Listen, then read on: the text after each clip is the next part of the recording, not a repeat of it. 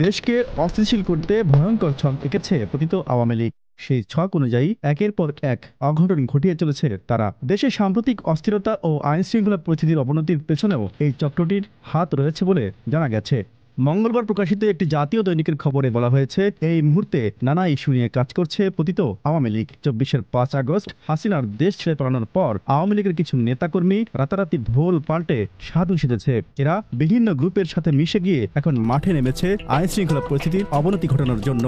ভুক্তভোগীরা বলছেন, ঢাকায় হঠাৎ করেই ছিনতাই, চাঁদাবাজি সহ নানা অপরাধে জড়িতরা মাথাচাড়া দিয়ে উঠেছে। এর সাথে জড়িত রয়েছে আওয়ামী লীগ সমর্থিত ঢাকার সাবেক কাউন্সিলরদের সহযোগীরা। কাউন্সিলর নিয়ন্ত্রিত কিশোর গ্যাং এসব অপরাধের সম্মুখে রয়েছে। খুনি হাসিনার ধ্বংসাত্মক পরিকল্পনা বাস্তবায়ন করতে একের পর এক নাশকতার কর্মকাণ্ড ঘটিয়ে সরকারকে বেকায়দায় ফেলাই এদের উদ্দেশ্য।